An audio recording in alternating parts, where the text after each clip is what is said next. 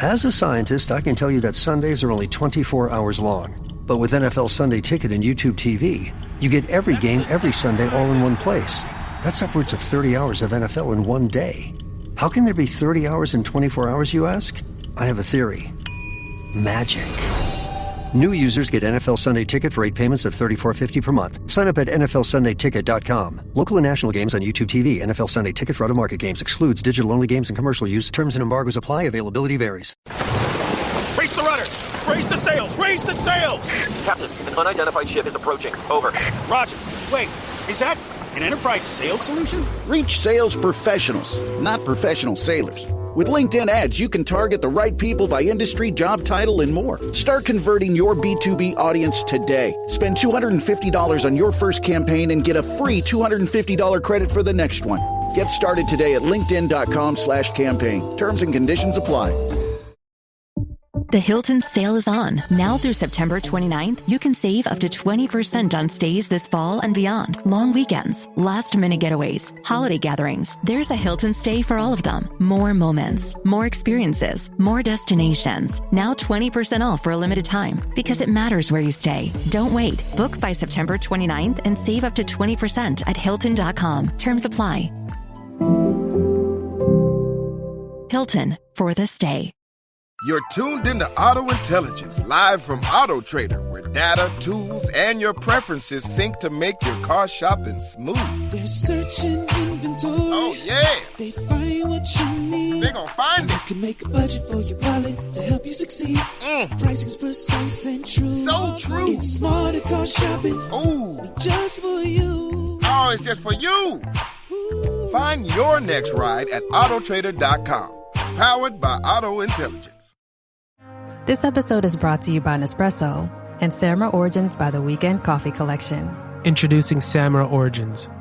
My collaboration with Nespresso is a connection to my roots, to my mother, Samra. Coffee that hits the right notes.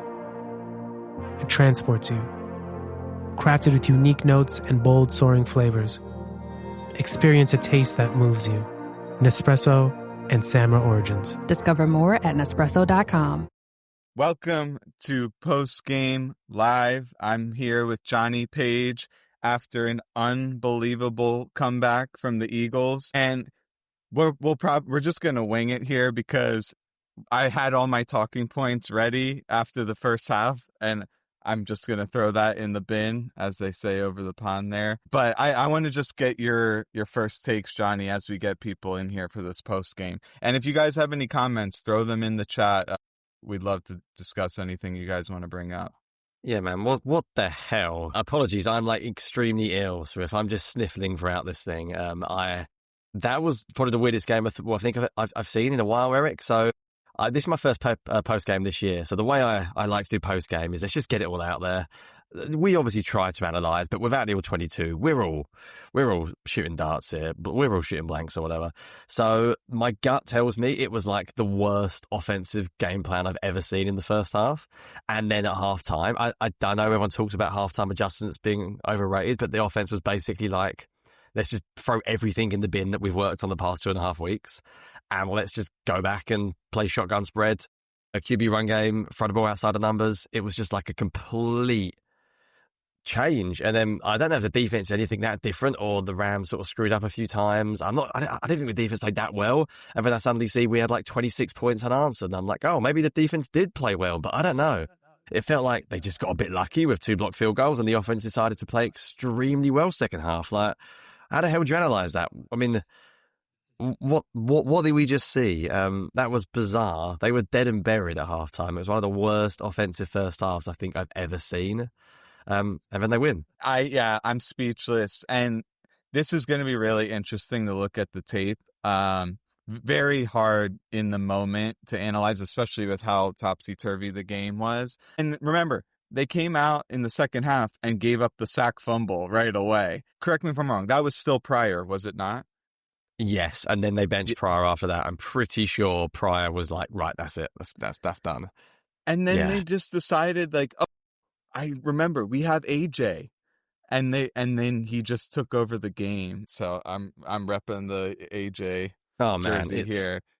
Yeah, I'm like you, Eric. I I say this a lot on shows. Like, I never want to doubt coaches because they know more than us. But then halfway through the second half, I put him a Discord and I was half joking, half not. Like, I think I could call this offense. I think I could. Like, I'm not kidding. It was so obvious that Emmanuel Forbes is not very good. And it's so obvious when you get AJ Brown one-on-one, just throw him the ball. Like, come back, curl, out. It doesn't matter. It doesn't matter. Just take your chances. Like, I don't know, man. The first half was so bad. I think I've sort of forgotten how bad it was. And isn't it strange? Like, why does it take that? Like, you got to hit rock bottom before you decide, all right, now we're going to flip the switch. Yeah, it really did feel like people talk about being conservative, and it almost wasn't even that. It was just a complete change. Like, I cannot wait to watch this and look at the numbers. I am pretty sure they just binned 12 personnel, and I'm pretty sure they binned anything condensed. Like, the first half, there was a run in the, I think it was either the start of the second half or the end of the second quarter, when it was just under center of a fullback, and Barkley was just running and into no one in the middle, and I was like, what are we doing? Like, I'm not anti under center run plays, I'm not anti fullback, but it's like, it's just the way this team is built, it just doesn't suit it. Like, they are a shotgun run team because they've got all the QB read stuff they can do. They should live in shotgun, live in empty occasionally. You might go under center occasionally just to mix things up, give the defense something else to worry about, put something on film. But don't make it like your identity. Like, finally they got QB run game going, like 2 QB draws in a row. They always had a couple of big read option plays. Like, where the hell was that early on? I don't know how to analyze a game like that.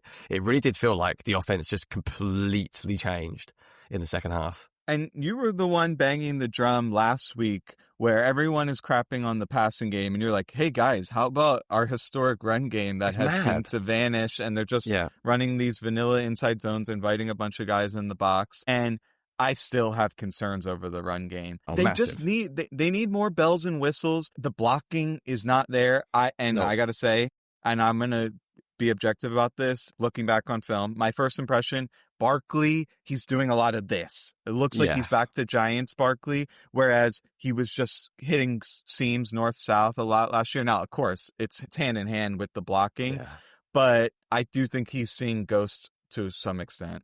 Eric, man, he was 18 of 46 today. Like, they can't run the ball. This was the best rushing attack of all time, nearly. Barkley he's gone from 2,000 yards to 2 yards a carry every week. Like, it's bizarre. And yeah, I got a lot of hate on that tweet saying about the run game's a problem, because the pass game is obviously the problem. But I feel like we all know what the pass game problems are, and half the people with a brain knows how to fix it. Like, more throws outside a number, more down the field shots. But the run game to me is just mad. Like, we named the channel Eagles Pimple because the Eagles used to run Pimple all the time, and they ran it once last week and it worked. And I was like, that's cool. You just don't. When do you see Juergens like pulling anymore? I'm watching Juergens just like running into big defensive tackles, getting beat up. Like, Steen's not Becton, so you can't just expect him to maul guys. Like, I don't know. The run game is bizarre. We're gonna lose structure unless we get some structure back to the show. We're gonna go on forever. So how the hell do you want to do this, Eric? Do we do offense and defense? Do we do half and half? Like, neither of us are hosting of the post game, as people can tell. This is just it's one of those days. Like, screw the script, but let's come up with some way of talking. Oh my god. Okay. Should we just do the offense? Yeah, let's talk offense. So just piggybacking off of what you just talked about, they need to get the run game going again. Like, they took the governor off the passing game, they're successful, but you can't just depend on that every week. Everything's married. You talk about this a lot of times, and I read your articles and your videos where you want to marry the run and pass game together. And last year, maybe, I don't think they did a tremendous job of that, but there were, with the zone reads and the quick stuff, there was, in my opinion, a better marriage of that. Not that the bar is that high this year. Do you have any thoughts on that overall? And maybe what can they do to open up the run game more? Yeah, so it's really tricky, isn't it? It's like a philosophical thing. Do you want your pass game? And you don't want a pass game that relies on the run game, because then that causes you huge problems when you can't run the ball. So the two have to be independent to an extent. But just watch the Rams, man. Like, I tweeted this, like, it's like a coaching staff of adults versus kids. The way the Rams run game and pass game is tied together is so good. Trying to predict what they're running when they're under center is near on impossible. Puka can come inside and block the C gap, and then he can release from the C gap. They run motion, but then they do actually hand it to the receiver, so you've got to respect it. They're so clever. And the Eagles, they'd literally feel like would go under center of a fullback and the whole world knew it was a run. Like, I think the first step of fixing the run game is just stop it being predictable. So at least if you run from the shotgun, you instantly stop it being predictable because there's no way defenses can key on it. Second thing you do is you start running the QB more. And I get it, but the Eagles are lucky to be 3-0. Like, let's be real. And I get that you don't want your QB taking hits. He had 9 carries today, but I'm guessing 3 tush pushes? So 6, 5 total, like maybe 1 scramble as well. So 4 or 5. Like, I think you need to run him more than that. I like Hurts. I've always liked Hurts as a QB, but if Hurts doesn't run the ball, he's not Stafford. He's not going to be a top 5 QB if he doesn't run the ball. Like, you're going to need him to carry the ball. And he's a big guy. He seems to be able to take hits. So I think first step is go back to shotgun. I think second step is involve the QB. And then just run some more goddamn concepts. Like, where's counter? Where the hell is QB counter bash? Like, seriously, the numbers on QB counter bash the last few years, and this is not just me saying like it's a good running play. There was a study about 2 years ago that somebody did. I should remember his name, Matt someone. I'll find it during the pod. And he basically sent me his whole study. He broke down every single running play. And I ended up writing about it. Was it Matt Polsky? It may have been. I will find it. And long story short, this is a couple of years ago, so it's not this. It might be a year or two ago. But the numbers on QB counter bash were like insane, like just unbelievably high. And I don't think they've ran it. Like, so I don't get it. I don't know where that's gone. But QB run game has to be involved, and then we need to run more. It can't just be inside zone, outside zone. Like, there just has to be more stuff because it's so basic. It's so basic. And I don't think Barkley, I think you're right, Barkley's more jittery, but I think he's more jittery because he's getting hit so far, like early on. If you compare us to the Rams today, did it not feel like every time the Rams ran in the first half, there was like 5-6 yards of push? And then when we were running, there was just nothing there. It just didn't feel like there was anywhere to go. And yeah, it's a good comment about it's hard to marry the run game when you don't run play action. Yeah, it is. It makes it harder. Like, if you run QB counter bash, then you can start running like some counter RPOs. You can start running some counter with a bubble screen. Like, you can, and the pin pull stuff, you can start putting guards and then faking it and throwing it the other direction, like we did the first play of the game, week 1. Like, that's how, there are things you can do. But it's weird, Eric, because Stoutland's still here. Like, they've changed OC, but Stout's the run game guy, isn't he? It's like his actual title, isn't it? Is like run game coordinator or whatever. Like, why would he suddenly just go, do you know what? I've been a shotgun running game for the past, like, my whole career, basically, since Hurts has been here. Now, all of a sudden, I want to completely change the running game. Like, it feels like it's come from elsewhere, which is weird because it's Stoutland. Like, we know the Eagles run game, so I don't know. Yeah, and I think even going beyond, like, down distance, personnel, formation tendencies, there's people who have talked about maybe they have even body language tells where, depending how Hurts is standing, and you'll see it, like, if Saquon and Hurts are even with each other, drop back pass. And then when Saquon's like half a yard behind him, they're handing it off. And I got to look to see if this is like a hard tell on film. You can just see the Rams are teeing off. You're saying there's no room to go because the linebackers are coming down like they know for sure what's going to happen. So you got, like, where's, like you said, that hard run action, and then boom, you've got a concept there. You're hitting like a glance route behind the linebackers. It just seems like the menu, like you mentioned, it's small. It's not just in the pass game, it's in the run game too. They got to open it up. And you asked on Twitter, you said, does anyone have that clip of Hurts yelling over the sideline? Did you see it? Yes, I did. It okay. felt What do you a little think bit. What's your read on that? Yeah, it's tough, isn't it? Players get emotional. Players can say, like, they can be shouting in celebration. There could be a guy over there. It could be a play call that someone recommended and he's like shouting like, yeah, but to me, it felt a little bit pointed. Hurts is very, very calm all the time. I think he played exceptionally well. I mean, I'm reading this this is from Devin Jackson. Since falling behind 26-7, he went 16 of 23 for 206 yards and 3 TDs. Like, I think we're similar on Hurts. I don't think he's like top 4. I don't think he's as good as some fans say. But I also think some of the comments like, the Eagles passing game is just so basic because it's Hurts, I think it's just not true because I've seen him do a lot more. Like, the idea that Hurts can only run 2x2 is just, I think it's like it's a bit of an insult to him, really, the way some people talk about him in the pass game. Like, I know he can throw a beautiful down the field shot. I think his comeback throws are really, really good. His deep out throws are really, really good.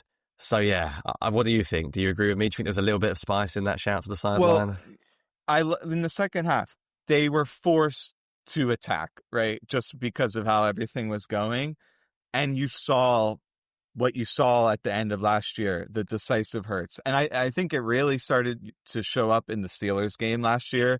They came out in the first half and he's dicing them and he goes, "Is that what you wanted to see?" And then obviously into the NFC Championship and Super Bowl.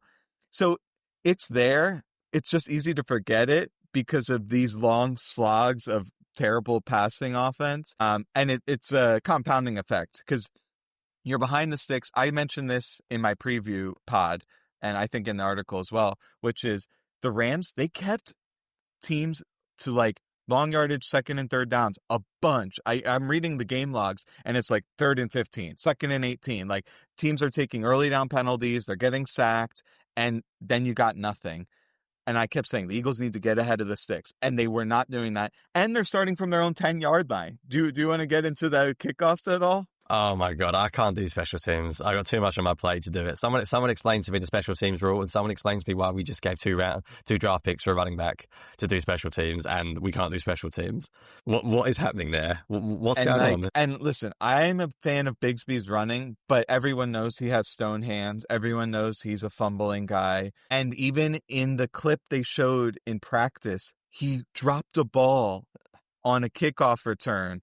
So that's a problem. They've got to change it up. Now, thankfully, it doesn't seem like there's a lot of teams in the NFL who kick this knuckleball. Or ironically, the Eagles decided we're going to start doing that because it was working so good in the first half. So I think they learned a lot of lessons in this game that should help them going forward. And I still can't believe that they did it in a victory. Yeah, man, I'm just looking at on the play-by-play for this game, right? This is the first half on first down, the Eagles offense. So cover your ears if you're scared. 1st and 10, 1-yard run. 1st and 10, minus 2-yard run. 1st and 10, incomplete. 1st and 10, incomplete. 1st and 10, 1-yard run. 1st and 10, minus 1-yard throw. End of the half. You talk about like marrying the run and the pass. You can't get in any zone. You can't build off that. There's nothing to build off. When your first down plays are that bad, you're just fighting second down instantly. And then how can you like evaluate scheme? Because you can't do any tendency. You can't get anything going. You cannot start like that on first down. I'm different to a lot of fans in that I've always been a believer, and it's weird because I like Hurts, and I don't see this as a criticism, but to me, this Eagles team is a run-first team. And people can like disagree and think, you can't pay AJ Brown, you can't pay Jalen Hurts, you can't pay Devontae Smith. I still, in my heart, believe that the way this Eagles team is set up to win is running the ball. And I just think if your run game is that ponderous and that poor on early downs in the first half, I think the way we're set up is going to be really difficult to win a lot of games. And by the way, I'm going in the second half, and first down is no better. First drive was a 1-yard run as well. Like, it's just... Then, oh my God, the next first down was a minus 1 yard. Oh, it's just... It's all... And there was a sack, obviously, as you mentioned. It's right at the start of the end of quarter 2. And then basically it just opened up, didn't it? So if you've seen this chart, I'll post it, and I'll probably go back and do some analysis on this, where it says, on which down do teams move the sticks? And it'll say, this is your percent on first down. Ultimately, I think if you look at all 4 downs before this game, the Eagles were 70%. And their first down percentage was like 13, whereas the top teams were like 25. So they're getting first downs on first down. The Eagles, even though they overall were moving the chains good, like 6th or 7th in the league, they were the worst by far of those top teams on first down.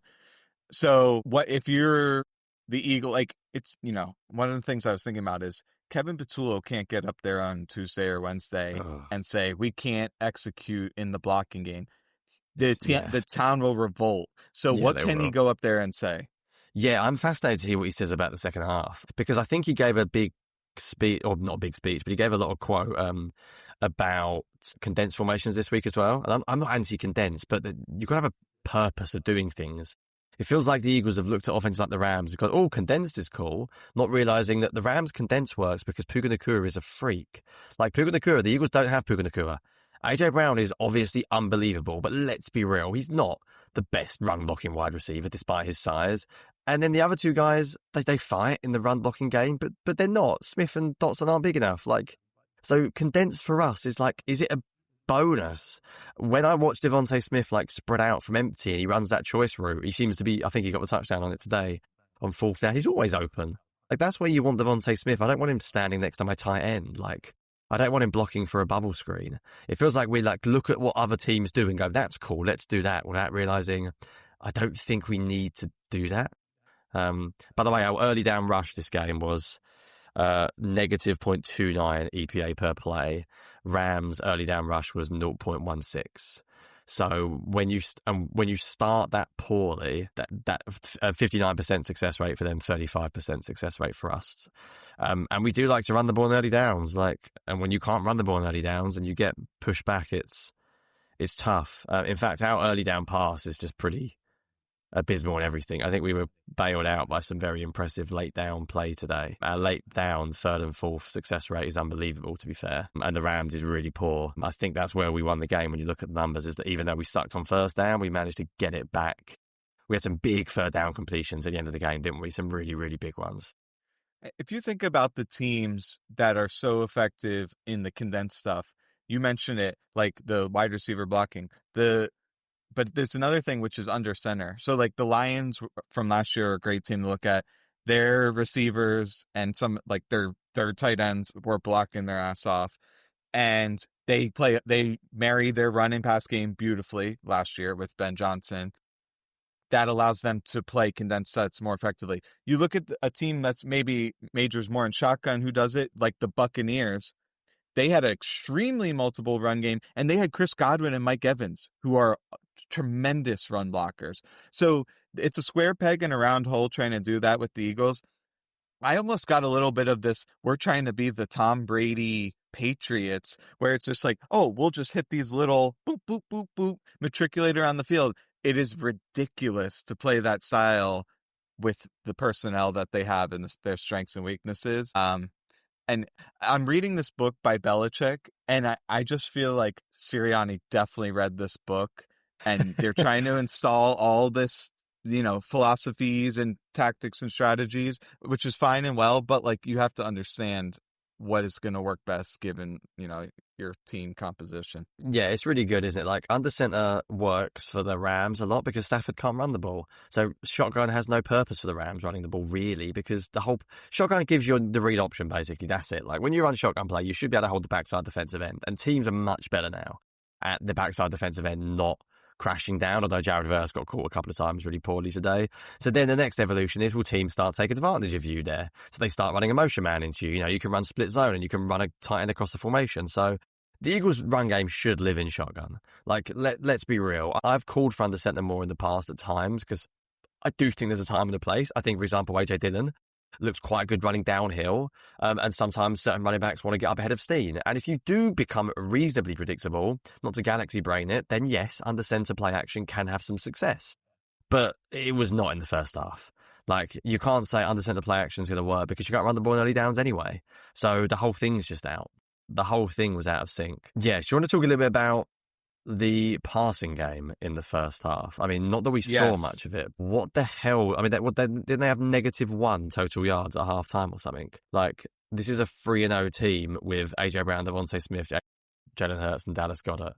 To have that bad production in one half and then come out and throw for 226 or whatever in the second half, sort of, if anything, it shows you how bad the first half was, because the Rams secondary is not that good. Yeah, and I think it's like every time they're like, all right, we definitely need a completion here just to get things working. They're like, all right, we're either going to run an out or a slant, and it doesn't matter how tightly it's covered, we're going to throw it. And the Rams, they're just sitting on the routes. Their bad out physical corners are sitting on the routes. Their safety, Quentin Lake, like, had the game of his life. And I was saying before the game, these guys are not good. They are not good. But if they know what's coming, and like the Rams are bringing pressure, and they're like, oh, we know the Eagles' answer to pressure is they're just going to throw one of these two routes, then you can just sit and drive on them. Whereas the Eagles, when they ran a couple pressures, and they're like backed way off and bailing at the snap. And they're giving up. I gotta say, they should have had more resources on Nakua. Like, I don't want to jump to defense too early because we want to get in the passing game, but like, it did kind of annoy me that everything that they did with Nakua was exactly what was on film. But I don't want to jump the gun. What is your thoughts on the passing game? Yeah, so my thoughts on the pass game is that it just seems incredibly conservative early on, like, and then the conservative to another level of conservative, and it just looked like they were not willing to take shots outside the numbers or down the field, and it's just really odd. Like, I don't know what to say. I think Hurts' strengths are down the field shots outside the numbers. I think we sometimes lose sight of, he didn't throw well to the middle of the field. I'm like, yeah, but what? Who cares if it doesn't hold you back? Like, don't force things that you don't do well. Stick to your strengths and then build on your weaknesses, like, gradually. I'm looking at some of his numbers today on Next Gen, like, second half, 7 of 9 passes, more than 10 air yards for 154 yards and 2 touchdowns. And there's one in the middle to Dallas Goedert. More of a seam. I wouldn't call that middle because it's more of a seam ball, wasn't it? I think that might have been 4 verts, and the Rams just only had 3 defenders back. It was weird. They didn't really show us a good highlight of it, annoyingly. Don't know how the hell these companies don't show replays of big plays still. But it was just the first one, wasn't it? The start of the second half. They just threw it down the field to AJ Brown. It just looked like a slant and go. One on the outside. And the thing about when you play condensed sets as well is you lose the ability to run those outside of number throws because it takes too long to get out there. I want AJ Brown, like, spread out wide. I want him far out. I want him, like, Hurts is really good there. If you look at Hurts' down the field numbers today in, like, the little next gen box, they're all, like, quite wide on the sideline. Like, that's where he does his dirty work. So I don't want AJ Brown condensed. On the Real film quick preview, on that. yeah, sorry, I wrecked Emmanuel Forbes as well. Like, that, how they didn't do that for the second half. And I'm not, like you, Eric, I think we covered the preview really well the last few weeks. Like, I think you've got the stats and you've got all the film breakdown, and I use yours massively to build my own as well. But I was watching the Rams, and I'm just watching, like, their plays they've given up this year, and it's like, oh, it's Emmanuel Forbes. Oh, it's Emmanuel Forbes. Oh, it's Emmanuel Forbes. I mean, the Eagles in the first half are like, no. Like, what? Football's not that hard. Find the idiot and target him. Like, that's what they did. And we won't get into defense yet, but that's what they did on the last drive, which we'll talk about later on. They found the backup, and to be honest, if they get pass interference, we probably lose the game because Bennett doesn't have his head turned around. But they found the weakness and went after it. And in the first half, we were like, no. It's almost like, you mentioned the Brady thing. It's quite good. Almost like philosophically, like, we do our thing. We win our way. We don't need to look at their weaknesses. Like, we want to do this. And then second half was like, actually, there's an idiot outside who can't cover, and we've got AJ Brown. Go, come back, deep out, that's it. Forget variety, just run those 3 things because Forbes can't cover him. So, sorry, what were you going to say before I went off on a tangent about Forbes? I think I was just going to say, I don't quite remember, but we were talking about Forbes being poor and the slant and go in the second half. That's right. So you mentioned that a lot of things that benefit the Eagles when they put AJ Brown out wide disappear when he comes into condensed sets. And one of the major parts of that I want to highlight is the safety. They give themselves away if they want to help over the top on AJ Brown. Then you have so much more space if you want to work someone across the field because they're busy trying to help over on AJ. So it's either like, oh, I got one-on-one.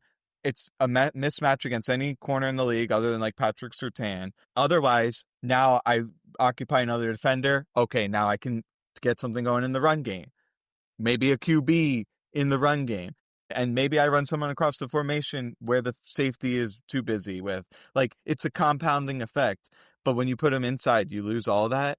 And it is bizarre. Like, what was this comment here? The Eagles came into the season trying to introduce some new stuff. And I'm curious about your opinion on this because there is new stuff, but it doesn't seem to be stuff that suits their skill set, and it doesn't seem to be particularly creative. Like, just playing condensed stack doesn't do anything inherently. When you do that, you run a couple posts and crossers that you saw that like one time and it worked. Do you have any thoughts on that? Yeah, the problem is that the Eagles have this weird thing where the film guys all hate us because we're a boring schematic team to watch. Nerds like me can watch McVay's offense and like, oh my God, this is fun. McVay's also terrible at game management stuff, which is why they don't win as much as they should. So, but the thing is, right, is that the Eagles are just so talented on offense. And every week we say this, but they're probably talented than nearly every defensive team they play. Like, realistically, there aren't many teams in the league who can live with A.J. Brown, Devontae Smith, Dallas Goedert, and Jalen Hurts, and Saquon Barkley in this offensive line when they're going. So I don't really feel like they need to do a lot of great things schematically. Like, I would love if you ran a sim, if you could like run a hypothetical situation where you said every time we play split safety, run it, and every time we play single high, throw it. And like how successful they'd be doing that, because it's so obvious and it's so simple, but sometimes you don't need to be that good. Like, you don't need to be schematically, like when the Eagles go empty and run QB draw like every team in the league can, like, you don't have the numbers. If you're going to play split safety against empty, you simply don't have numbers in the box. Like, you can run the same play 15 times a game if you want. Doesn't mean you're going to be successful with it, but I feel like the Eagles have just like tried to do maybe too much stuff, and I think that's right. They tried to introduce new stuff. It's not just new stuff. The offense has looked completely different the first 2 weeks than it did last year. Like, some stuff's been similar, but the cadet thing last year, the under center pistol stuff was nowhere near as heavy as it was. Like, the under center run game the past 2 weeks and pistol running game numbers were nothing like they were last year. Jalen Hurts was a huge part of the QB run game last year. So it feels like they have changed a lot. And then second half, they were just like, screw this. Let's just throw it outside the numbers for A.J. Brown and run Jalen Hurts again.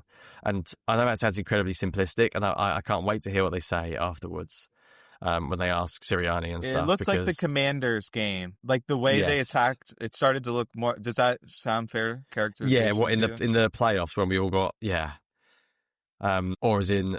Because they had a game last year, didn't they? You talking about the playoffs Commanders game, as in when they started to turn it around? Yeah. The only thing that was missing... In the Commanders game, they hit a bunch of those like easy kind of like hook routes to Goddard in like the seam area, and that is gone from the offense. Yeah. Like, where are the easy completions seem to be gone. A really easy way of analysing a scheme, and this is very, very simplistic, but when you watch, I know Red Zone only shows the highlights, but watch other teams and just see how many easy throws there are, like how many guys are just wide open. The Eagles' offense in the first 3 quarters felt like everything was so hard. So hard. And that's like a part of a job of a coach, is to get guys open, and we don't seem to be able. Even like the drops, we had some tough drops in this game. They were frozen in the middle of the field, like Devontae had one, but they're tough. They're hard catches. They're like guys draped over his back and he's diving low. It's like every throw to the middle of the field. We had one, obviously, the PI, the flag, because the hospital pass, which I think was a flag, to be fair. I think the guy probably could have pulled out a little bit earlier. But like, it's also hard. Do you know what I mean? Like, the windows are so small, whereas you watch some other teams play and you're like, oh, he's wide open. Oh, there's a guy like wide open. And we just don't seem to ever get that. Like, even the touchdowns, it's all condensed. It's all hard. Everything feels like they've got to be really precise. And it feels like for 2 years, really, the Eagles' talent has basically taken their coaching staff further than it should have. And it feels a little bit like, and that's still the case. Well, okay, so let's just break it down. Like, tactically, man coverage, you get wide open if you rub a player off, right? Or, double move kind of deal. Against zone coverage, there's 2 major ways. One is you overload a zone, so you have too many routes that, like, let's say you just have 2 zone defenders over to the right side, one short, one deep. Well, if you have routes that are developing at different times, at different depths, one guy's going to be stretched too thinly and he can't cover everything. Now, I have a criticism. Also, I want to mention, like, running across the field. You can get guys running wide open, which the Eagles don't seem to have that. And it used to be a criticism, like, Eagles don't have crossing routes. And I thought that was actually a fallacy last year. Like, you could see it. They just weren't targeting them. Then started coming out this year. You just didn't see it. So I think also some of those, like, tertiary receiving threats, they're bad. They don't run their routes with conviction. They're not grabbing zone defenders the way they should be. They know they're not going to be targeted. And it is actually embarrassing from Chris Shula that they gave up what they gave up in the second half there. Like, it looked like they were desperate, even though they were up like 20 points. And they're letting the AJ cook on the outside. And I'm like, why are you doing that? And then they're like trying to... amazing blitz pickups. I want to give credit, and then we'll move over to defense. But did you have any thoughts? Like, they had terrible in the first half, getting Hurts killed, take Pryor out. All of a sudden, they're picking up everything. Yeah, it was. Yeah, it was weird, wasn't it? And by the way, I'll go back to that thing against zone as well. The other thing you can do, which we don't do very well, and this is probably part of the Hurts thing, so I will give the coaching staff some excuse, is high-low. You high-low the linebacker. You run a concept shallow, and then you hit him behind, and the Eagle spacing just isn't good enough to do that. Like, I don't really know why. You commented on Next Gen's, like one of those little Next Gen graphs, didn't you, during the game about a mesh variant? And they sort of I think the idea is running, it's like whatever you call it, like a shallow drive, like a run a shallow crosser or a mesh or whatever, and then there's like a deep dagger in behind it. And it's not Hurt's best throw, so I'm not going to kill the coaching staff for it. But you look at it and it's just so easy to pick up. Like there's nothing across the middle of the field. There's just not an easy throw over the middle. And I think that they have to work on that. Like that they have to get some semblance of like a high-low into this offense. I think there was one to Devontae Smith they did in this game, didn't they? Where they managed to get him over the top, but it took forever. The pass, I think Greg Olsen did a good job calling out how long it took the plays to develop. I think Hurts had to literally move to his left and wait and wait and wait. It was like that cheat motion and then into a dagger. It took so when long. Teams run that, they usually have like max protect on to be able to actually run that. And the Eagles had like at least 4 out in that. So like they had to have great protection and good on them. But yeah, it's way too difficult. It did seem like there, especially in the first half, I was baffled that there wasn't like more screen attempts, knowing that the pass rush is so vertical and aggressive from the Rams. And they had that one to Barkley. The execution was horrible. And I don't want to absolve the players.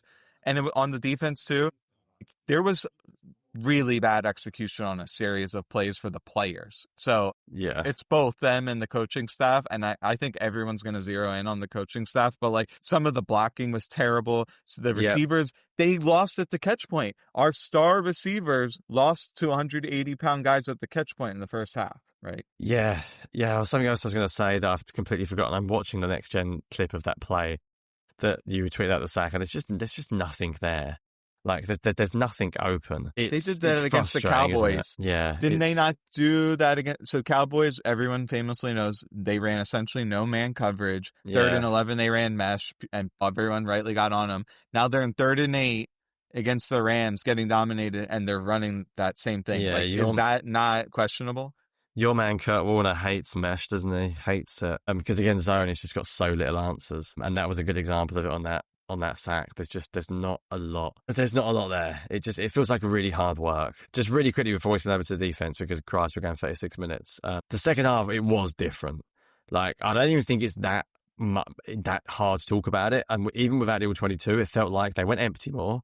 When they went empty more, or they spread out more, they had Devontae Smith running a ton of these little choice routes where he could go in or out. They played way more 11 personnel. It was way more spread out. They played a lot more. It looked to me they played a lot more trips. They played a lot more like 3x1 sets rather than 2x2. And then basically they just got AJ Brown in loads of one-on-one matchups on the outside. They threw him a go ball. They threw him a couple of comebacks, and he made a few ridiculous plays. It didn't feel like too complicated to me.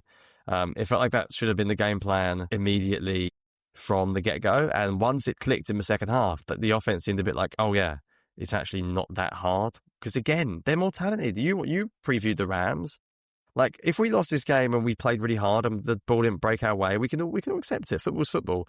But you've watched the Rams defense a lot. They've got a really good front seven, and they're really, really creative, and they're really interesting. But the back end, talent-wise, should not be good enough to hold up against this Eagles passing attack. And for them to just literally do nothing for an entire half of football is mind-blowing. But I guess all you can say is maybe they learned their lessons. But I'm not convinced that second half will be what they'll do next week. Like, I think this coaching staff is stubborn, and I wouldn't be shocked if they come out next week running more 12 personnel condensed, because it's almost like, well, we're not losing now. But hopefully I'm wrong. So, good comment here. Running empty has been consistently successful the last 2 weeks. But, and I'd love for Shane to get the stats on this, it's been successful for years.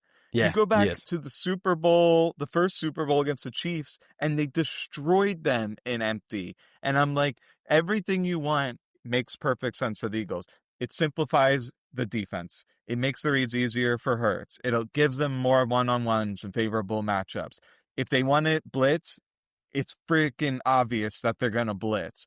Then you get +1 in the run game if you want to just run it with Jalen. How about this? Why don't you start in empty, have Barkley out wide, then you bring him back into the backfield and then run it? Like, I don't understand. They don't even leave themselves enough time to like do a bunch of pre-snap operations sometimes. So yeah, I think all of those things are valid. What did you guys think of going for it on 4th and 6? I have a little more information on this before I get Johnny's opinion.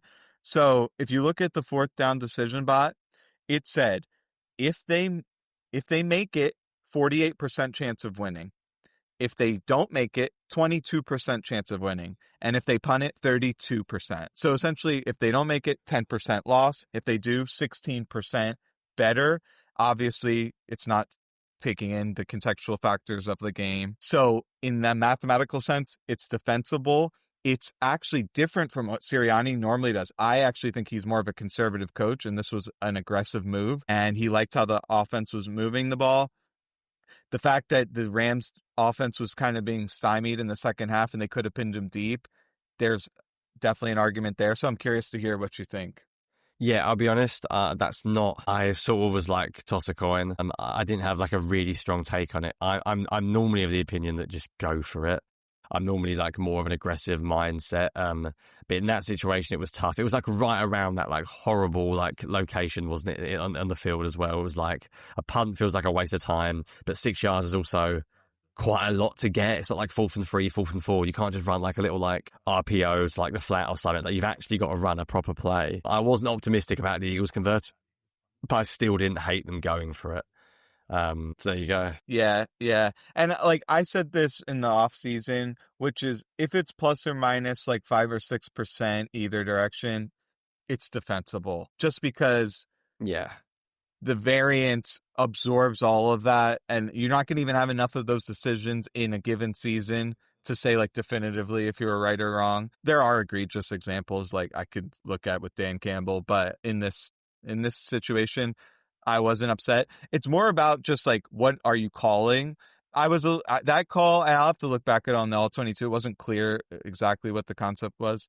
I don't know if it was a design rollout or Hurts was just buying time. And then what I do want to talk about, and then let's get into defense here, is the 2-point conversion. They got Devontae on the out for the touchdown, and then they're like, oh, now we're going to get him on the slant. Did you think that was a good play, or just it wasn't executed? It seemed fine. I know you can't pick on Forbes every play, but I'd have gone back to it there. I'd have been tempted to go back to it. I can't remember who they threw at on that play. That was like one of those like bang bang calls, wasn't it? Where it's like, I didn't hate the play. I'm not sure I'd have gone to Devontae Smith on a quick slant on the red zone, probably. I can't hate it too much overall compared to what I saw in the first half. If anyone knows who it was on Devontae on the 2-point conversion, throw it in the chat. Yeah, it definitely wasn't Forbes, because I remember thinking it's not Forbes. Was it Durant maybe? Or Lake? Maybe one of those. I seem to record like a 26. I might be wrong. That's Kitchens though. He's that's Kitchens. If it was him, it could have been. Yeah. Well, weren't they like in 5 wide? Yeah, possibly. Possibly. It just felt like I almost feel mean for picking on him so much. No, they weren't. They weren't. Because I was thinking, oh, maybe they're going to hand it off here. Yeah. Which I don't think they should have handed it off, how the running game was looking. I would love to know what the numbers were throwing at Forbes. I feel bad for him, man, because he's just not good enough. Like, he's not good enough at this level. They should have killed him in the first half, and how they only went after him in one half. Right, we'll be going too long, Eric. Let's talk defense, because it was a weird defensive performance, wasn't it? Big picture, like, what did you make of the defense, like, overall? I mean, obviously I did a lot better in the second half I did in the first half. I can't say I felt like the Rams shot themselves in the foot more than we got it together. So I can't say I'm like over the moon with the defense in this one. Am I being harsh, or? Where were the edge setters? Completely vacant from the field. Yeah. It was bizarre, and we'll have to look at the film to see what was going on. Like, what it seemed like to me is they kind of were playing this heavy technique where they'll crash the edge inside because they're getting gashed in the middle, and they wanted to condense that area. Yeah. Every time, and the Rams were like, oh, surprise, we're going outside. Like, they just had their number on the tendencies there. But then who's supposed to fill? Either it's a safety or a linebacker, and they weren't there. So it's one of these things we just have to go back and watch. But yeah, it was brutal. It's worth noting as well, they had problems with that last year, the middle of last year as well. That they got it together by the end, But the middle of last year, they had trouble setting with the defense. And there was a lot of plays where we were all like, who's setting it here? Like, there were plays when like Josh Sweat would kick inside and you'd be like, well, he must be coached to do that. So it's got to be the linebacker who's setting the edge. So it's just worth noting this is something that Fangio's defense had a problem with last year. I think everyone just said like, it's all Bryce Huff, but there were problems last year setting the edge, and that was an issue. I think the two issues today were, I must admit, I again need to go back and see it because he did have some big moments, but I don't think Jalen Carter is at all Jalen Carter yet. Because people think of Jalen Carter as a pass rusher, but he's an unbelievably good run defender as well. And to be honest, a lot of the times I looked up today and the Eagles' front four were just getting pushed back. And I was quite surprised because I knew the Rams guards were decent, but I was quite surprised to see, again, without seeing the film, I can't comment, but I thought the Eagles' run defense was pretty weak. I didn't hear Ajomo's name once. I don't think I saw him. And Davis obviously saved us all at the end, and he had that amazing fourth down run stop. But I thought their run defense was pretty ponderous in general. But you're bang on to talk about setting the edge because that was a real issue. So yeah, when we get to film, maybe we'll be able to see if it was more. I think the Eagles' edge defenders are pretty good at setting the edge. So I would guess they were trying something funky where they were trying to get their linebacker to do it, or maybe even DeJean at points to do it.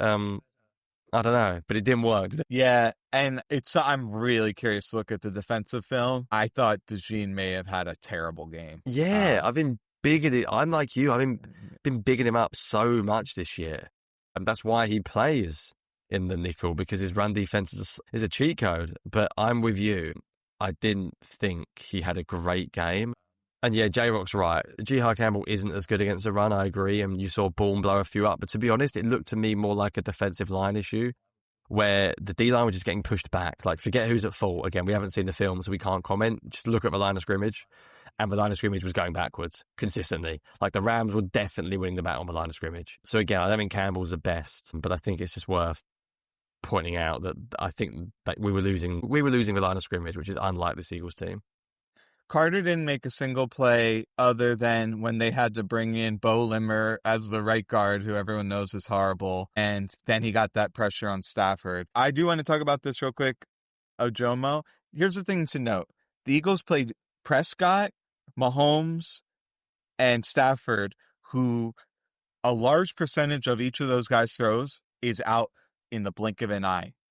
So everyone knows Ojomo is undersized and doesn't have the mass or strength to be able to hold up in the run game, especially against combo blocks. That's obvious. But when he gets one-on-ones in pass rush situations with a guy who doesn't get it out instantly, he's actually really impactful. That just wasn't available today. Like you said, they're getting blown off the ball. I can't imagine. Like, I think we're going to look back and say Davis struggled tremendously. Carter for sure, Ojomo for sure. Pretty much the entire defensive line, which is shocking because that's not a bunch of studs. So I'm just curious to see, why did it happen? Yeah, me too. And I think as well, the thing about Ajomo is, and like you, I've been a huge Ajomo fan his whole career. I think there was a lot of people that were just like, he's Milton Williams. I'm like, Milton Williams was really good, like as an overall player. And I think sometimes players have to, when they step up a role, it is harder. Like, it was nice being a Jomo because every play he was on the field, he was probably playing next to Carter or Williams. He was probably the third issue for the defense to worry about. Whereas I imagine now he is getting a bit more. People know who he is, and they're not going to just suddenly put like a backup guard on him one-on-one and expect not to help him. So it happens. I don't worry. There's enough good film on Ajomo that tells me he's a good player. I think the only slight issue I have with his defense in general is, and it's why I'm hoping Zadarius Smith works, is I know everyone's going to call me a hater because I've always been critical of him, but like Nolan Smith to me is a really tough, good overall player, and so is Alex Hunt. But we don't have top tier edge rushers. Like they don't win one-on-one consistently. Like they're not really good pass rushers. So if you're not winning up the middle and Jalen Carter's not at his best, all of a sudden, like, you've lost Josh Sweat, you've lost Milton Williams. If Carter's not doing it, you look at the pass defense and you're a bit like, they sort of lack a really good rushing option. And Travis got about Carter, I'm not worried at all. I mean, Vic Fangio is the most honest NFL coach in the world, and he's literally told us the guy is not in shape. Now, you can comment off the field, problem, injury, Does he take it seriously? Missed week 1. I saw Fangio spoke about a number of reasons. He mentioned like practice being different, less hitting. Jordan Davis even came out, didn't he? I think this week. I don't know if you saw. Jordan Davis said something like, "I talked to Carter about weight a lot," like saying that if he almost like a jokey way. I think he said something like, "If he wants any tips, he knows where I am." Looks clear to me that the guy is not physically there yet, and unless there's something severely going wrong with him, then I can't imagine he won't get it eventually. Yeah, I don't know if you saw this, but like Jordan Davis said, I tell him about my journey all the time. When it gets to that point, and I'm sure he's getting to that point now, and he wants to fix it, it's just a want you have to take with yourself that's important. Davis was talking about like not eating the sugar on the Peloton bike all the time. It seems pretty clear that they know about Carter's thing. Like, it seems obvious to me he's not as fit as he was last year, condition-wise. I'm seeing in the same article, Sirianni's talking about it. And he said it's a work in progress for every player. I mean, I don't know, Eric, what you've got to add to that, but like, I think clearly he's just not Jalen Carter yet, is he? Your season, your shot. The NFL season is rolling, and every touchdown can bring you closer to a payout with DraftKings Sportsbook, an official sports betting partner of the NFL. From first touchdown score to anytime touchdown props or the thrill of live in-game betting, every snap is loaded with opportunity. And this one is specifically for new customers who can bet just $5 and get $200 in bonus bets instantly. Plus over $200 off of NFL Sunday Ticket from YouTube and YouTube TV.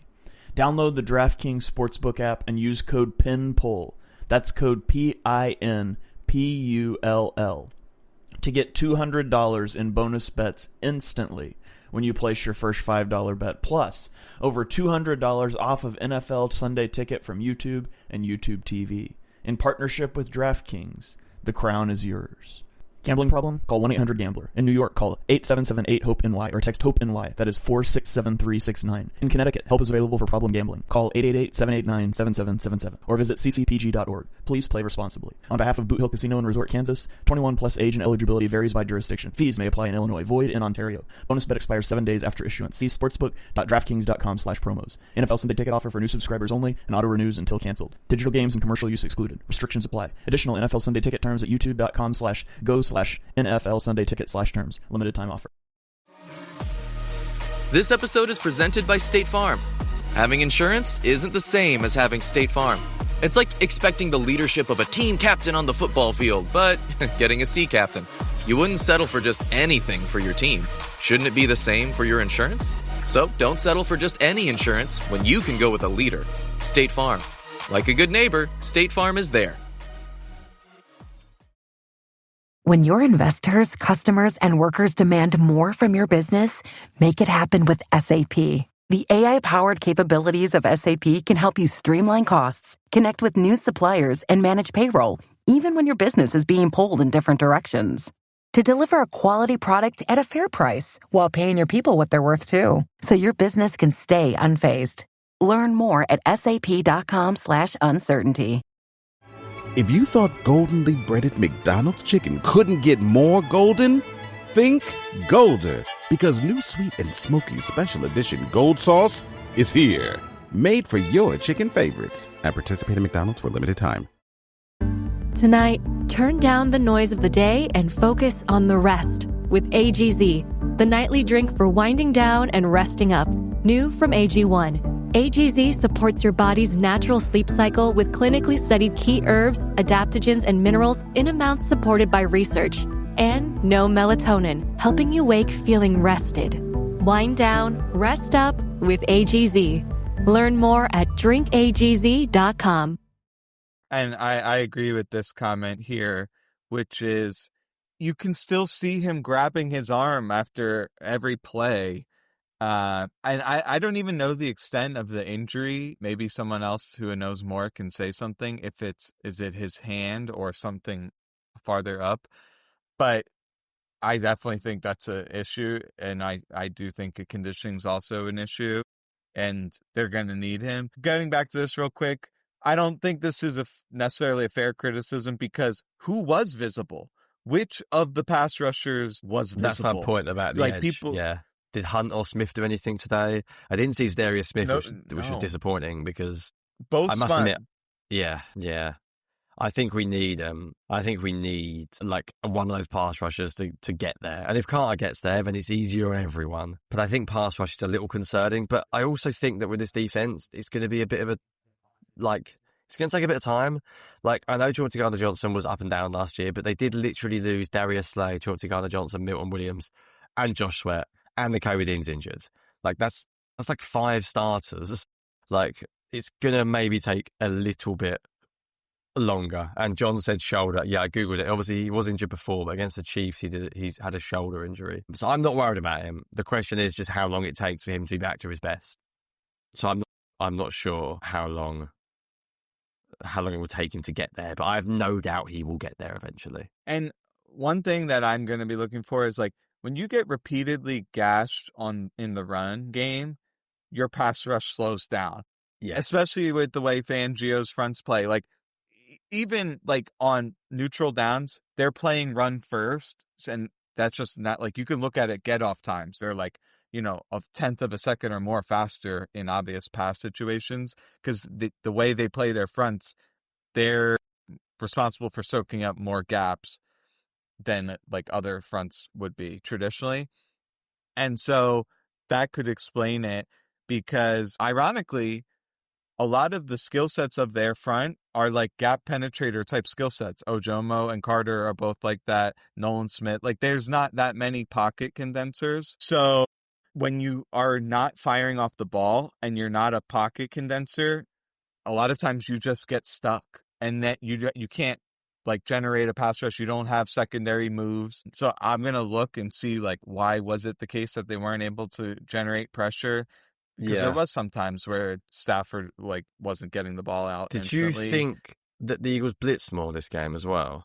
Like, and I wonder if that's a sign that we did it last week as well, didn't we? We sent 5 more. And I think in Fangio's dream, he would send 4 if he could send 4. So when he's not sending 4, I think he's sort of like sending a message like, I don't have the guys to just be able to rush 4. Every defensive coach, especially like Fangio, who plays that style, if they could rush 4, they want to rush 4. I might be wrong, but it felt like they were calling quite a lot of pressures towards the end of the game, especially on the last drive, which, whether that's a sign that they're not happy with their pass rush, I don't know. Well, the thing that was bizarre, they definitely blitzed more than their average, not as much as they blitzed Mahomes, but why were they allowing instant catches over the middle to Nacua when pressures? Like, that is how they're going to get the ball. Like, you should be able to get a interception on a play like that. Like, it's so predictable that he kept almost every single blitz, he threw it to Nacua. And yeah, I didn't like it. They got one time, if you look at their distribution of routes, Nacua before this game ran 27 in-breaking routes to 8 out-breaking routes. Only one time did they answer with a speed out and only went for, like, I think 5 or 6 yards. But every time they went over the middle, it was a first down. I was like, how are you not squeezing this route and driving on any quick pass that you know is going to come out? Because Bond's screaming through the A-gap. And I give the Rams credit. Like, Kyron Williams did an amazing job blocking. Very good. So yeah. He had a good game. Like, I think he's a solid all-around back who's not that explosive, but he played really well. Corum played well. Someone asked, and I'm anti-betting, but someone asked, what's your one, like, lock? They ask me every week. And I told him Corum over 16 rushing yards, and he was over that in like 3 minutes. So maybe I'll still give out picks. If you want to know my fun betting thing, so I don't bet either, but I was convinced today, based on my previews, very, very convinced, that Puka Nacua was going to catch a load of balls, and AJ Brown was going to have a monster game. So I bet on Puka +6, AJ Brown +100, but then to try and spice it up for like a freeway, I had Jalen Carter getting a sack as well. So that was the unlikely one. If Carter had came through for me in the clutch, I nailed the Puka. I think AJ Brown was like 109. Puka was like 8 or 9. For what it's worth, my Twitter is going mad because apparently Josh Sweat is absolutely wrecking the 49ers. 2 tackles, 1 sack, 1 tackle for loss, 2 QB hits. I mean, I think sometimes we've got to step back and realise what we've lost this offseason on the defence. I know I keep saying, but like Sweat, Williams, Slay, they were good players. They were very good players. I think the defence will take a bit of time to gel. I think they did okay in the end. I think the thing I didn't like was the last drive, I'll be honest, like you. I think we got lucky that Bennett wasn't called for PI down the sideline. I don't think it was PI because he didn't turn his head around. They love calling that when you don't turn your head around. And he got wrecked on that final drive, man. They just basically just sent 5 and Puka Nacua just like, right, okay. And I guess the weird thing is when you use Q to travel, then it's great. But if your quarterback 2 isn't very good, then then the other team's got 2 receivers, it's like, well, okay, we're just going to ignore Devontae Adams and just throw to Puka Nacua all the time then. Like, big deal. I'm surprised the Eagles didn't give more help on like Puka Nacua's side. Like, I'm surprised we didn't see more, like, if they're going to put Q 1-on-1, line up someone else. Almost like a safety, like over the top. So whoever's playing Bennett or whoever can play a little bit like easier coverage, like inside out, for example. Just out of interest, what did you think on Devontae Adams' long touchdown? I mean, did you see any highlights of it? Because I was surprised that was twice in the same game. He was on Reed Blankenship 1-on-1, and I was really surprised. So the view that I had, it was like a smash concept, and the Eagles are there in cover 4, and Quinion sort of crashed down on the sort of short route, and then Blankenship was just 1-on-1 with Devontae Adams, but they already had a linebacker on the short route, and I was like, would Fangio not want Quinion to carry that and double Devontae? Like, I don't need 2 guys on the flat route in smash concept. Like, Quinion Mitchell was in literally no man's land. I don't know if you saw a replay of it, but he was standing literally like 10 yards away from the back from the receiver in the flat, and then like 20 yards away from Devontae Adams. He's just like marking no one. Yeah, so I'm looking forward to seeing I don't know. Again. It might have been like a constraint play where the Rams had shown like this corner route on film, and then he's trying to sink under it, but they just ran a fade instead. And I thought it was good coverage, but just the masterful short push off by Adams at the last second. It was unfortunate. I do want to talk about Bennett real quick. Yeah, just go for it. He's your man. Defend your man. I think we saw why he isn't starting. And his man-to-man coverage, I think, is pretty solid overall. He doesn't know what to do. They're going, hurry up. And he's going, Reed, please tell me what to do. He had absolutely zero idea what to do. So you can't put that guy out there if they don't know what to do. And Adoree Jackson can't tackle. That's a problem, isn't it? Even when his coverage is quite good, which I don't think he was a nightmare today from what I could see, but his tackling on the edges is really poor, isn't it? Yeah, a lot of times, like what I see is alligator arms. He'll try to like go for the guy around the waist, but then his body's not behind him, and a lot of times he'll just kind of get thrown off to the side. He misses the same way almost every time. I'd rather him do the Asante Samuel type tackle where you just dive into the guy's legs like a torpedo. Like anything other than just this like that, and you don't get the guy. Yeah, it's weird, isn't it? Yeah, it's weird. I think it is going to be. I said this for a long time. I think the Eagles' defense has probably been better than I thought it would be. In all honesty, I think there are a lot of changes. This defense is all about. I mean, you mentioned Bennett. I say this all the time. This defense is all about communication. You think about it. You think about it in a dream world. Let's just talk match quarters, like philosophically. It's all like, if X goes here, you do this. If he does this, you do that. And every single formation the offense runs, every late shift, every late motion, every formation is different. So as a player, you've got to know, like, if someone calls push, if someone calls under, you've got to know. You might even play it differently one week because they've got a different receiver. Like, I think it's a system that takes time to learn. And Ja'Cory Bennett joined when? Like, August? Was it before preseason? Like, I remember when it was around preseason, wasn't it? Like, that's hard. Like, it's really difficult. And I think as much as I'm not expecting him to be brilliant this year, I think as you said, we may need to give him time. That's why I'm not on like the Adoree Jackson, like straight away, because at least I feel like he knows the system, and at least hopefully he's not going to have any major bust. And until then, you need to just sort of like, we need to get by almost. Hopefully Ja'Cory Bennett can get right. But you're right. Like, it's hard when you're not fully in the scheme and fully playing. And, like, they don't get many practice reps these days. They're probably recovering half the week. It's not the off-season anymore. Like, how many reps is Bennett going to get at cornerback 2 to actually really, really develop those relationships? Probably not many. So it's probably going to take a little bit of time. The Ringo thing's disappointing because Ringo's been in that system. Ringo's been there. And it just maybe feels like they don't think he's good enough, which is a shame because he should. Yeah. He should have a good understanding of the system. A lot of people ask me, all right, Eric, who can we go get? And so I went and I looked at all of the cornerbacks out there. First off, it should be said, this may be the most talent-deprived set of cornerbacks, outside cornerbacks we've seen in the league history, because a lot of good ones are inside. And so those guys who were really talented, they used to be outside. A lot of teams, like, their best corner is like a Dory Jackson. So there's no one to trade for unless one of these teams is like going to move on from like one of their like pricey veterans. Like, could you convince me maybe the Browns would move on from Greg Newsome? Maybe, but they just beat the Packers. Who's played so probably not. Someone who's played in the scheme, ideally. And there's not many out all they run is man in Cleveland. Exactly. It's like the most different scheme in the world. I sort of joke about this because he's obviously not going to do it. But I did like genuinely think if he had a nightmare first 2 months, like the Darius Slay could be a legitimate option. Although it sounds laughable because I don't know if he burnt his bridges with the team. I don't know. But if it was going like really badly wrong with Pittsburgh, that was always in the back of my mind. Like, could there be some weird way that the two teams decide and he decides? But I think, and I might be wrong, I think he may have played better today. I'm not sure. But I know he did not have a good first 2 weeks. And I just wonder. Well, he was horrible last year. In the beginning of the year, he was horrible. And then what I said at the time was, it looks like Slay thinks they're going to throw it to other people because I'm the lockdown and we got a bunch of rookies. Yeah. But, oh, wait, no, they're actually targeting me. And then he started playing way better. Yeah, he was, when he got really good, he was really good last year. But then again, he's very old. But I'm with you. Like, I don't think they can improve CB2.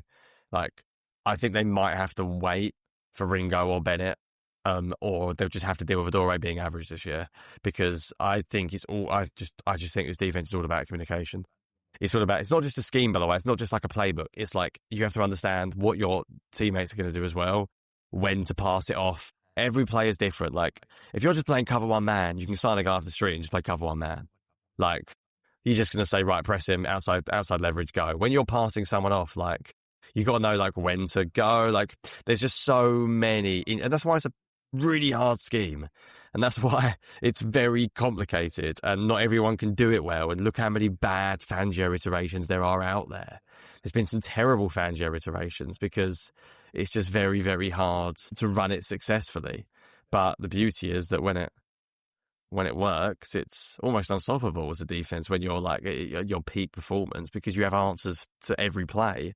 But to get to that level, you need to have people that have been in the system for a while and are like really, really, really used to their teammates and used to the scheme. We're going on, aren't we, Eric? I'm going to call you Shane there. It's 20 past 10 I want to ask you one more. So I want to ask you one more hypothetical. Yeah, do it.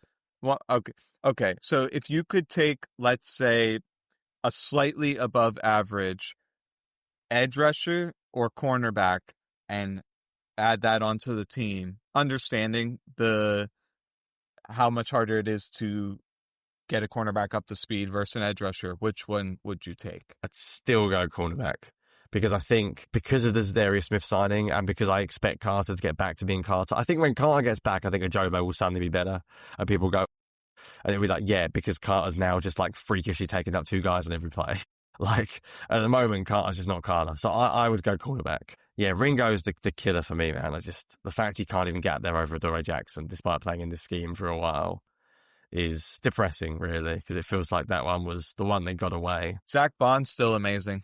Oh, gotta give a shout out to him. Yeah. What do you say? He almost never has a bad snap. That's how good he is. He missed one tackle in this game, and I was like, what's going on? I was like, what have you been doing missing a tackle? Run game, pass game. Yeah. The other player was just like always ran the ball. Always ran the ball. Like, even if it's a quick slant, he's on the other side of the field. He'll be like the guy that's like a yard away when he catches it, and you'll be like, how's he there? he seems like he sees everything happening. Just one of the most wonderful players, I think, for film nerds as well. I just already know watching back tomorrow, it's going to be like, oh my God, he's everywhere. You just know he will be. Just On that note, Eric. Sorry, yeah, you go. yeah. You go. You're good. I was just going to say, the last thing I'll ask you is, when you go to watch the film tomorrow, what's the first thing that you're queuing up that you're like, I got to know this? Probably, I would literally just like to watch every Hurts drop back almost immediately and just see formation-wise whether they change dramatically in the second half. Like, I want to see if it's literally like condensed 11 personnel, and all of a sudden just completely change. Yeah, I'm also fascinated seeing the first half if they had some better route concepts that we just couldn't see, or if it was just as bad as it looked. That would be the first thing I go looking for. What about you? Yeah, I think the pass rush, not just the pass rush, the defensive line in general, like, why were they losing at the point of attack in the run game? Why were they not getting off blocks in the pass game? Was it because that they're trying to respect the run? Because it, like, I know what I'm going to see in the pass game, like guys just aimlessly running into like really crowded areas and then Hurts roll and throwing it away. But yeah, that's how. What were you going to ask before? I was going to just say final point, because I need to get out of here because I'm tired. Yeah. This game's killed me. I'm going to sleep well tonight. Saying Nick Sirianni apparently ended his press conference by saying, we've got a lot to clean up and we could have easily been on the other side of this. And I think that's really good, because I think we can get a little bit like in our heads, like all the Eagles do is win. All they do is win. It doesn't matter what they do. And it's like, no, that kind of arrogance comes back to bite you. I'm always process over results. The results are the main thing. The results are why you win football games, and Hurts' record and Sirianni's record is unbelievable. Think you've made it. If Sirianni was to come off and be like, that's what we do, never any doubt, I'd be like, well, for him to say we could have easily been on the other side of this, he's basically admitting in that comment that he knows we probably should have lost that game. So I'm quite glad to see that comment. I'd much rather a head coach that does get that than think that was good enough, because yes, we won, but it wasn't good enough. What a meltdown by the Rams. I don't think Stafford played that well either. He missed a bunch of throws. Yeah, that Nakua miss was brutal, wasn't it? Was it first half or something? I mean, that Adams out route he missed was brutal. There's several plays, so yeah. Right, I can't wait to queue it up. The Bears have got 12.1 yards per play against the Cowboys so far. That Cowboys defense without Micah Parsons isn't looking very hot, and that's the Bears. 12.1 yards per play. Makes the Eagles look worse, actually. What's happened to the Cowboys the last couple of weeks makes our offense look far worse, that week one game. Right, any final thoughts, Eric, or should we get out of here? Stay tuned to tomorrow for all of our Twitters, Jonny, me, Shane, because we're going to be coming out with some great information with some film, so just stay tuned for that. What a win. Go Birds.